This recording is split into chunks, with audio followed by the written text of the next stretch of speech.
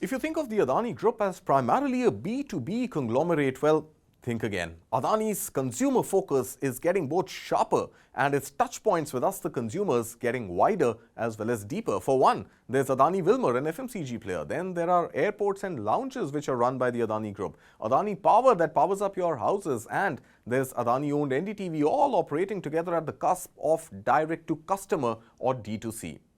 Fresh reports suggest that Adani Group's latest foray will challenge the big boys of digital payments on one end of the spectrum as well as e-commerce on the other end. That's right, India's highly competitive digital payment space as well as the ever-growing e-commerce sector is likely to get one more player in Adani Group. Now, the Gautam Adani run empire is looking at applying for a payments license for UPI transactions that will enable it to compete with the likes of Walmart-backed PhonePe and Alphabet's Google Pay that together command the lion's share of India's digital payments market.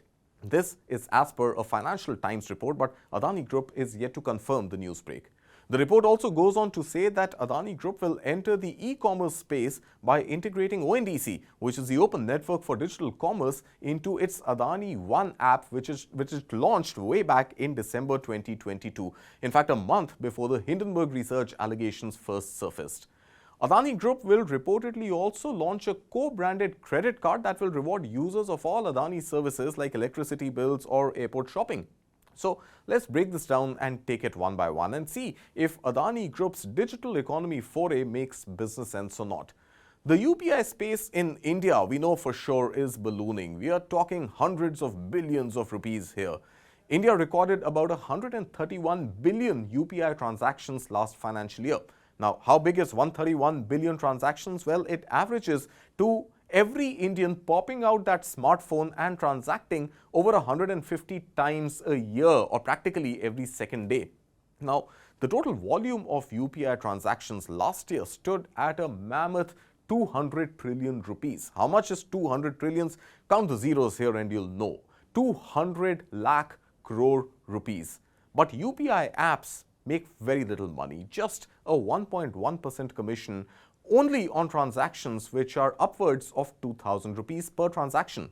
So, in effect, all those small transactions which are under 2,000 rupees which you make frequently actually make no money for the UPI service provider. So, does it really make sense for Adani Group to enter a business that doesn't make tons of money? It sure doesn't sound like Gautam Adani. A quick look at the competitive space and which UPI apps India uses will tell you that Walmart-backed PhonePe and Alphabet-backed Google Pay together command about 86% of India's UPI market. The rest is split between smaller players like Paytm, BharatPe, Cred and others such. So the question is, even if Adani Group eyes the UPI space, will it build it from scratch? Or will it actually buy out a smaller potential rival? Remember, Paytm, which was hit hard by RBI in Jan this year, continues to operate as a third-party payment app. Now, let's switch gears and move on to the e-commerce play. Adani Group had launched Adani One, like I told you, in December 2022. It has so far been very narrowly focused on travel services like booking flight tickets, train tickets, hotel rooms and cabs to and from the airport. The Financial Times report says that Adani Group will integrate ONDC onto Adani One and play the full e-commerce game. Now remember, Tata Group tried something similar with its super app Tata Neo and could not really compete in the e-commerce market. Reliance Ajio, on the other hand, quickly gained ground. The question for Adani Group is that with a crowded space dominated by global players like Amazon as well as Walmart-owned Flipkart, plus many domestic players like Reliance Ajio, all these coming in the backdrop of some not-so-successful upstarts like Snapdeal and ShopClues, will Adani One, which is so far in the very specific travel space, already facing competition from Make My Trip, Ease My Trip, Booking.com, etc., be able to make a dent in the full e-commerce play? Now, here's what industry analysts think. Industry analysts say that if Adani jumps into a new business, at least a big splash can be expected. But eventually, it will boil down to how much and how long one stays invested in a new business idea. Gautam Adani sure has the deep pockets, but does he have the appetite for D2C? We'll have to find out.